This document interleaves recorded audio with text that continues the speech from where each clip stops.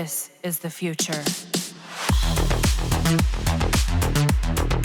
So we have been using, especially me, the meta combo for Hildryn that uses the subsume ability called Gloom. This has been the most meta build for this Warframe after the Helminth system release. While it doesn't make any sense for Hildryn to have Gloom as survivability because she relies on shield and a shield gating mechanic, while Gloom is an ability that replenishes your health after each hit you made against an enemy. This gets overlooked by many as the crowd control that Gloom gives to Hildryn is very powerful. It's very powerful in that it can lock down a room, and the best part is that you can keep it endlessly because instead of energy, it consumes a shield per second, which can easily be replenished by your pillage ability.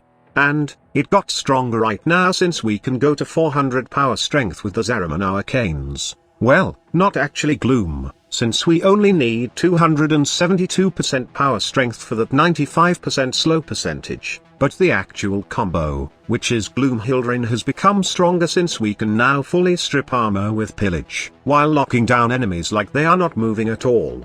But that's it, Hildryn has become stronger, and honestly, after some time of playing Gloom Hildryn, you get bored and you find new ways to play this Warframe.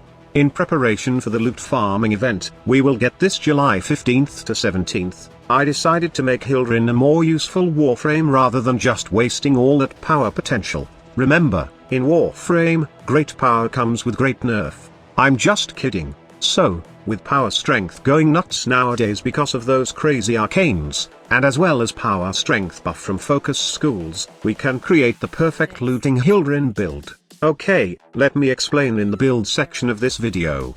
As you guess, we will be using Petrify to replace Hildryn's first ability. Either her first or fourth ability can be replaced anyway, as we will just be utilizing Pillage, and use Haven sometimes. This build is all about power strength to build up the extra loot percentage of Orgaze. With the help of Molt Augmented, and growing power, the maximum power strength gain 398%, which translates to 99.50% extra loot for Orgaze, and also 99.50% armor and shield strip for pillage. Why not go bonkers with over 100% squad leader? And why choose Molt Augmented when there are better power strength arcanes?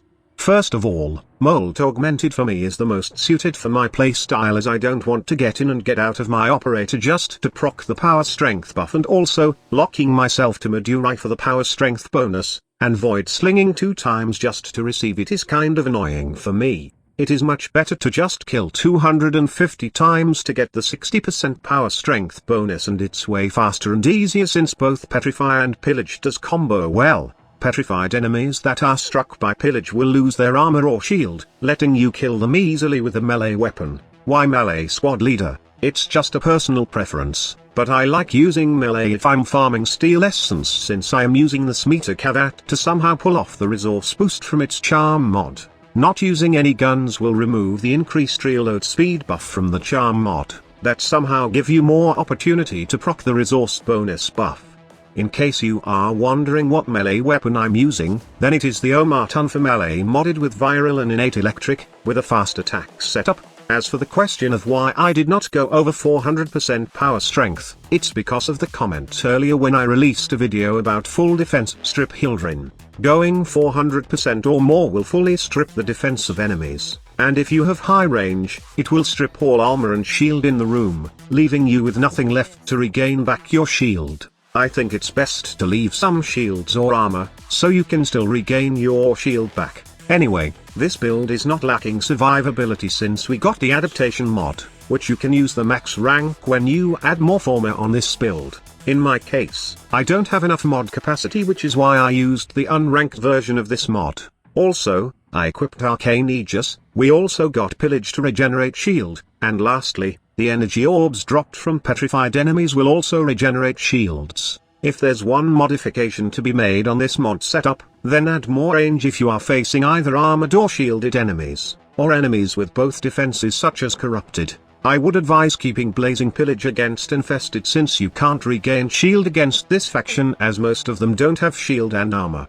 So that's all for the build. Now go try it out for yourself. Thank you so much for watching. Squad Leader signing off.